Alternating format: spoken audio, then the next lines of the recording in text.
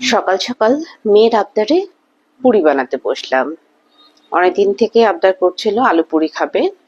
আজকে এখন বানাচ্ছি আলু পুরি। আর সেই সাথে ছেলে চেয়েছে পরোটা খেতে।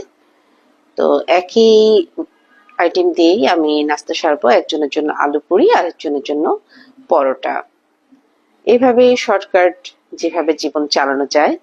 বন্ধের দিন বাচ্চাদের একটু আবদার থাকেই। সকালটা সবার শুভ হোক, সুন্দর হোক, সুস্বাস্থ্যময় হোক।